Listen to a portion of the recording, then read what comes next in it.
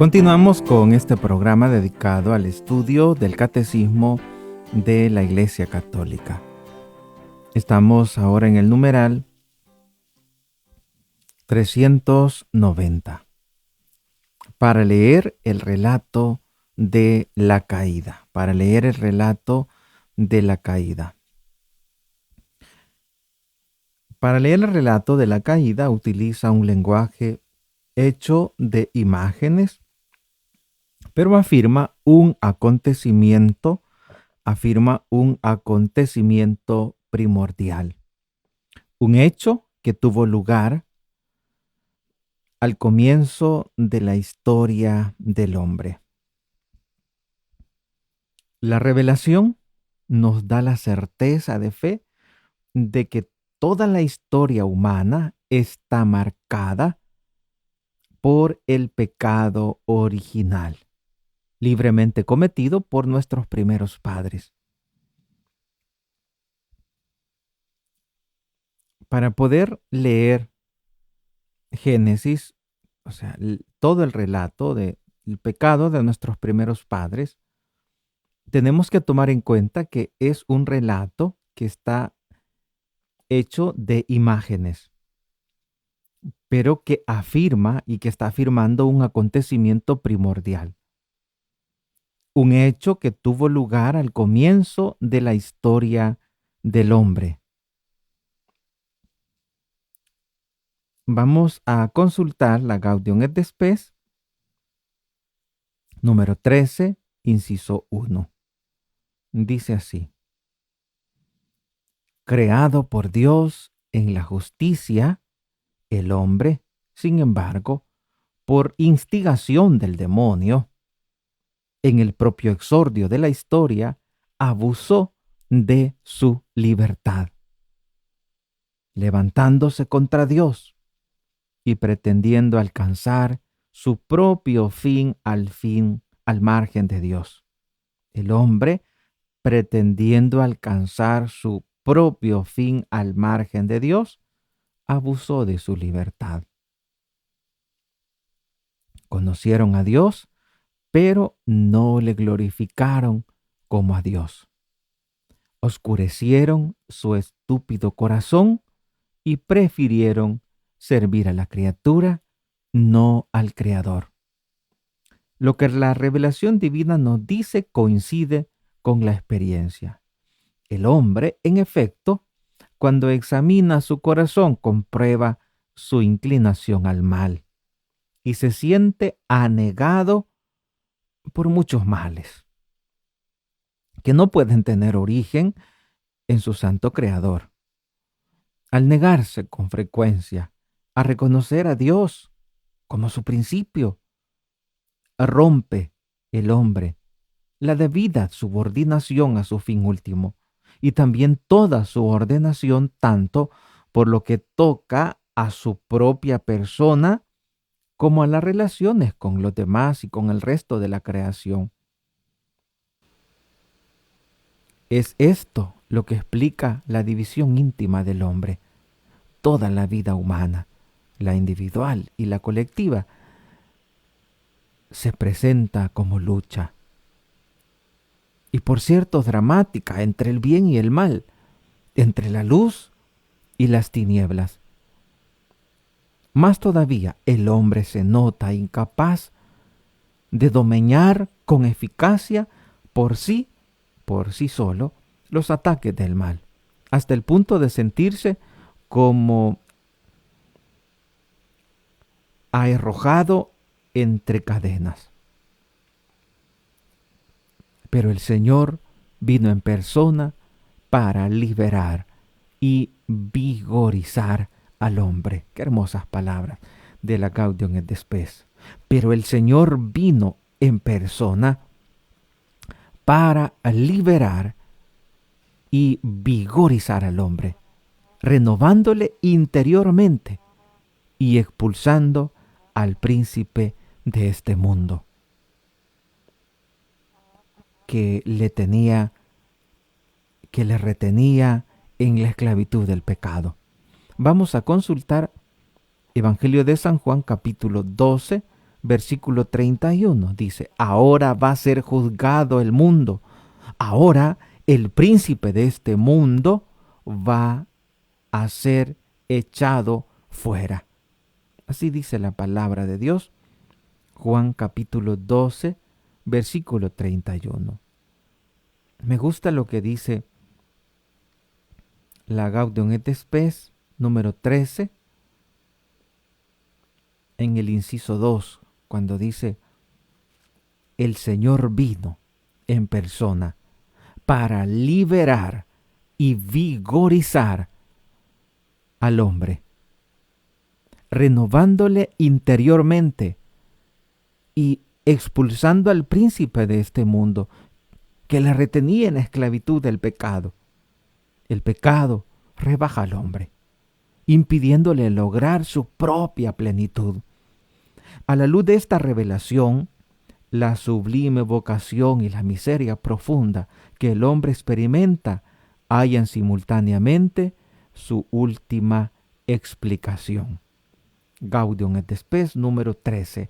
A la luz de la revelación, lo que hemos recién leído en los numerales del catecismo. Dice, a la luz de esta revelación, la sublime vocación y la miseria profunda que el hombre experimenta hallan simultáneamente su última explicación. Solo a través de la revelación. Solo a través de la revelación es posible. Solo a través de la revelación es posible, pues, conocer la gravedad y el misterio, la incertidumbre con la que el hombre se encuentra y descubre que solo no puede, que necesita de la gracia de Dios. Y a la luz de la revelación, la sublime vocación y la miseria profunda que cada uno de nosotros experimentamos hallan su última explicación en la revelación. Eso dice la Gaudium et Spes número 13. Y cuando estudiamos estos textos, descubrimos que, cierto que hay tanta miseria en nuestra humanidad, pero también es cierto que Dios ha venido a salvarnos, que Dios ha venido a levantarnos. Y lo dice con tanta claridad la Gaudium et Spes. Dice, el hombre se nota incapaz de domeñar con eficacia por sí solo los ataques del mal, hasta el punto de sentirse como arrojado por entre cadenas. Y esto es poderoso, lo que dice a continuación la Gaudium et Spes número 13. Pero el Señor vino en persona para librar, para liberar y vigorizar al hombre. Para liberar y vigorizar al hombre. Le libera de esas cadenas que le atan y también le vigoriza, le hace fuerte, le hace valiente. Dice, vino en persona Jesús, vino en persona el Señor para liberar y vigorizar al hombre, renovándole interiormente y expulsando al príncipe de este mundo, renovándole interiormente. Dios, el Señor, nuestro Señor Jesucristo, ha venido y nos ha renovado interiormente. Y por lo tanto, por eso el apóstol dice, ya no vivan como el hombre viejo ya pasó, ahora vivan como el hombre nuevo, con esa nueva dignidad. Vivan ahora, pero de una manera diferente, porque Jesucristo nos ha renovado interiormente y Él ha expulsado al príncipe de este mundo, que le retenía en la esclavitud del pecado, porque antes de Jesucristo nadie podía recibir así como la liberación total, tanto así que cuando rezamos el credo decimos que descendió a los infiernos, porque antes de Jesucristo nadie podía gozar de la visión del Padre. Estaban esperando a que Jesucristo abriera las puertas del cielo para poder entrar, gracias al sacrificio que ofreció Cristo para que nosotros pudiéramos ir al reino de los cielos. Y si me preguntan, Padre, pero ¿y la parábola que puso el Señor del Padre Abraham y del rico Epulón, que el Padre Abraham está ahí en el cielo? Ciertamente, pero también es importante que sin el sacrificio de Cristo, que nos demos cuenta que sin el sacrificio de Cristo, nadie puede ir al cielo. Nadie podía ir al cielo. Nosotros profesamos, nuestra fe nos dice que los que están en el infierno ya no pueden salir. O sea, entraste en el infierno y ya no podrás salir. Solo vas a salir para venir a traer tu cuerpo en la resurrección de la carne, para después irte con alma y cuerpo. Y entonces, ¿qué fue a hacer Jesús cuando dice que descendió a los infiernos? Resucitó al tercer día, descendió a los infiernos. Pues Dios permitió sacar a los justos y llevarles al cielo. No es que los justos estuvieran específicamente en el infierno, porque a veces cuando hablamos de infierno estamos hablando de fuego, de sufrimiento, de dolor, exactamente, pero también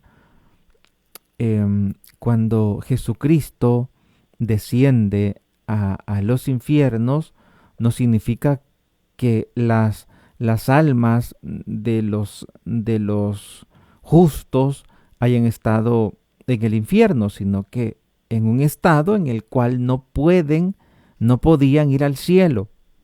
Es como el estado de los niños que son felices, pero no de una manera sobrenatural. El estado de los niños que mueren sin bautismo. Son felices, pero humanamente hablando. No son felices de una manera sobrenatural. Cuando nos toca estudiar esa frase de descendió a los infiernos, vamos a entender mejor que sin Jesucristo nadie podía ir al cielo. Gracias a Él, porque las puertas del cielo estaban cerradas. Y si no, y si alguien me refuta y me dice, sí, pero los justos ya estaban en el cielo, todavía no, porque entonces si los justos ya estaban en el cielo, entonces, ¿para qué hubiera venido Jesucristo? Si había una forma de ir al cielo. Es que no había forma de ir al cielo, porque no había una manera de hacer justicia al daño de un Dios, al daño de un Dios todopoderoso. Para poder hacer justicia a ese Dios que había sido dañado, se necesitaba un sacrificio de la misma categoría de Dios. No podíamos pagar con algo de poco valor. Y cierto que la vida de los mártires tiene mucho valor, pero ni el mayor de los mártires se compara al sacrificio de Cristo. ¿Por qué? Porque nosotros siempre seguimos siendo humanos, aunque seamos imagen de Dios, pero no somos Dios. Y en cambio Jesucristo, nosotros tenemos solo una naturaleza humana. Y en cambio Jesucristo tiene dos naturalezas, sin dañar o aumentar, modificar ninguna de las dos. Jesucristo tiene la naturaleza humana y la divina.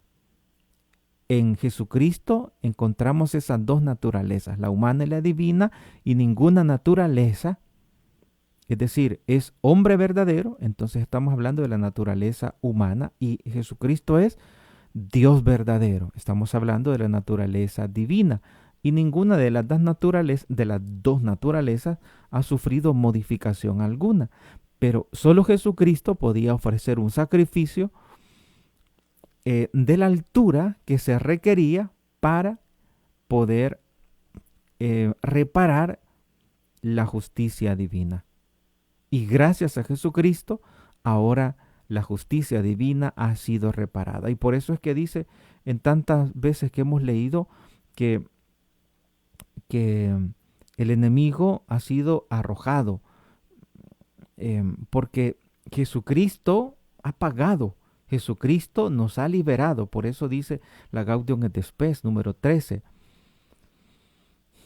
Dice, pero el Señor vino en persona para liberar y vigorizar al hombre. Liberarle del pecado, liberarle de la oscuridad y para vigorizar al hombre, renovándole interiormente y expulsando al príncipe de este mundo. Gaudium et Spes número 13, inciso 2. Dice, renovándole interiormente y expulsando al príncipe de este mundo, al príncipe de este mundo. Pues sí, pero y entonces, y lo de Abraham y del rico Epulón, recuerden que el Señor allí no estaba diciendo, ahorita ya todos están en el cielo, estaba hablándonos de cómo va a ser, o sea, era una parábola, era un ejemplo, era una parábola, es decir, era una manera de explicar, qué difícil es que un rico entre en el reino de los cielos. No porque Dios no quiera perdonarle, sino que él se vuelve tan egoísta que no le importa el dolor, el sufrimiento, la necesidad de los demás. O sea, ese ejemplo no era como para decir que antes de Jesucristo ya las almas estaban en el cielo. No se puede ocupar ese ejemplo del padre Abraham y del rico Epulón como para decir de que antes que Jesucristo viniera a morir en la cruz, ya había gente en el cielo. Nadie podía entrar en el cielo porque nadie era capaz de hacer un sacrificio a la altura de la justicia divina que estaba dañada. Y ahora, gracias a Jesucristo, ahora sí, en el nombre de Jesús, yo te absuelvo de tus pecados en el nombre del Padre y del Hijo y del Espíritu Santo. Y en ese momento Dios perdona nuestros pecados. Es maravilloso lo que el Señor ha hecho con nosotros. Por eso demos gracias a Jesucristo, sumo y eterno sacerdote. Ahora estamos celebrando esa fiesta de Jesucristo, sumo y eterno sacerdote. Y aprovecho para invitarles a todos ustedes de saludar a sus párrocos y rezar por ellos y agradecerles por el esfuerzo que hacen.